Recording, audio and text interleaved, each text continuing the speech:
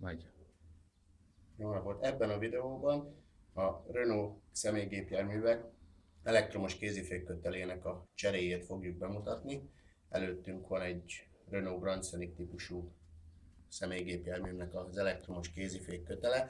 Itt láthatjuk jobb oldalt, hogy hibás maga a kötél, tehát a bovdenház széttört, és ennek a cseréjét fogjuk bemutatni. Először is az autóról le kell szerelni az elektromos egységet, utána ezt a fedlapot el kell távolítani, ahhoz, hogy ki tudjuk cserélni magát a kötelet.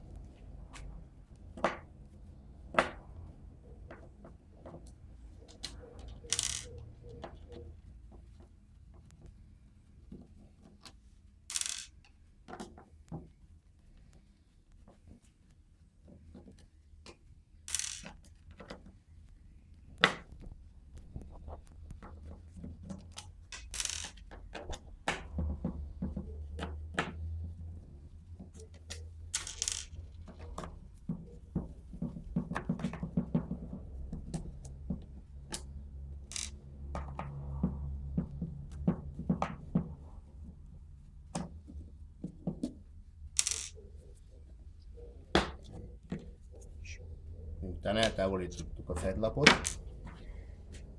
látszik belül maga az elektromos egység a motorral. Ugye mindkét oldalon ki kell, hogy cseréljük a köteleket. Először elkezdjük azzal az oldalon, ahol a nyomatékszenzor található. Letekerjük itt kívül ezt a hollandert. És utána megmozgatjuk ezt a belső részt, amíg ez kijön. Ez így mozgatható állapotba kerül, és ott belül ezt a fehér kis rögzítő fülecskét kell leszednünk, a külső irányba letolni.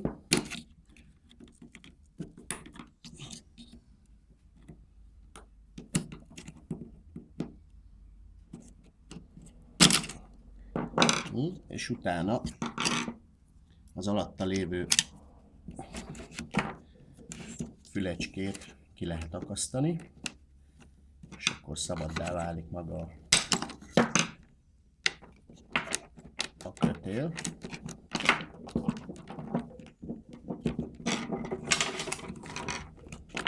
Amit el tudunk távolítani. Ezek után itt látszódik a kis fül, illetve a rögzítő. Ezek után a belső elektromos egységben ez így mozgatható. Elkezdjük a másik oldalnak a szétszedését, ugyanúgy letekerjük a hollandert. Itt található egy balos menetorsó, amit mozgat a motor. Szintén eltávolítjuk, és kihúzzuk annyira ebből a nútból, hogy ezt,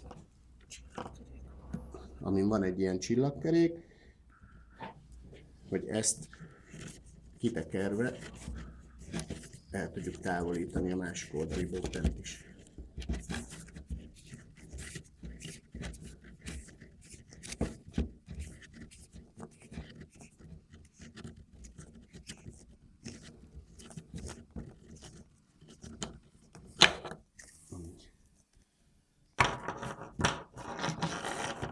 Miután ez megtörtént, fogjuk az új bovdeneket. Ez a cégünknek a saját gyártású bovdenje, és elkezdjük visszarakni ugyanabban a szisztémával, ahogyan az előzőekben kezdtük. Először ezzel az oldallal kezdjük. Beakasztjuk a helyére ezt a beakasztófület, és meghatározott szögben rányomjuk a rögzítőt.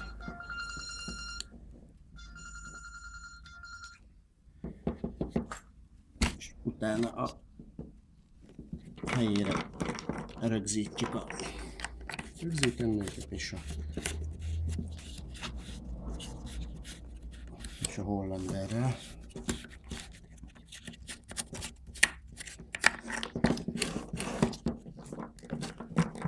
Így. És a hollanderrel rögzítjük.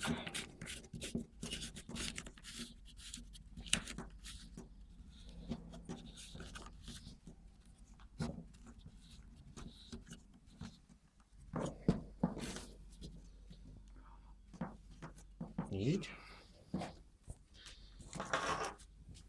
Utána áthúzzuk a másik oldalra a belső részt, és szintén az új bovdent. Először egy kicsit megzsírozzuk magát a balmelt a sorsót.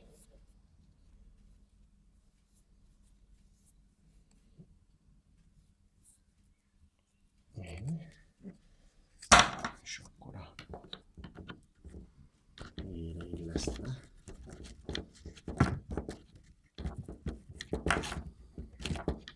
Betekerjük addig,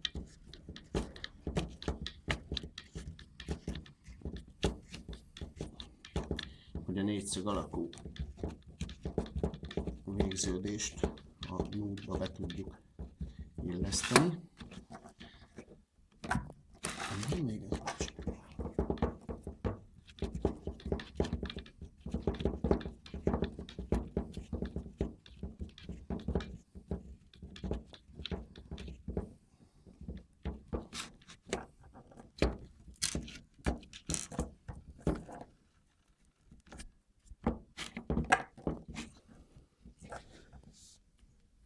Így.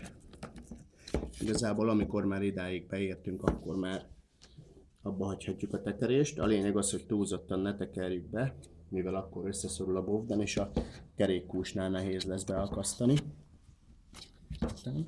Szintén rárakjuk a fedelet, és rátekerjük a hollandert. Így ezzel készen is vagyunk. És következő lépésben pedig a fedelet, azt újra kell pasztázni, itt látható egy nagy gumitömítés, ami megakadályozza a víznek a bemenetelét az elektromos egységbe, mivel hogy az autó alján található. Ezt a részt újra kell pasztázni, és utána visszarögzítjük a fedelet, visszatekerjük a csavarokat, és akkor készen vagyunk a cserével.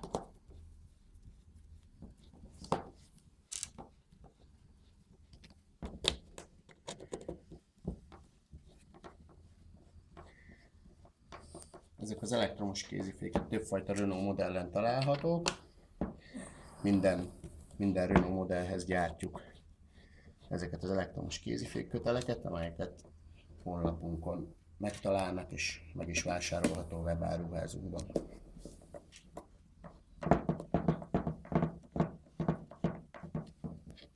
És ha készen vagyunk ezzel a művelettel, akkor visszaszerelhető a gépjárműről az elektromos egység.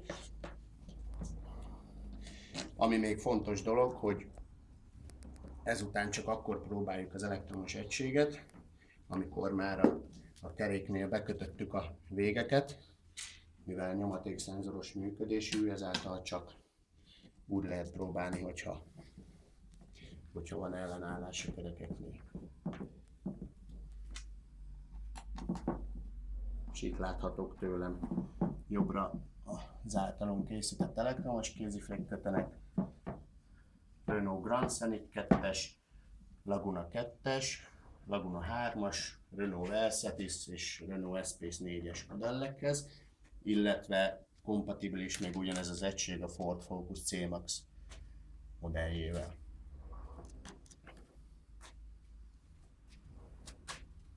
És akkor készen is vagyunk.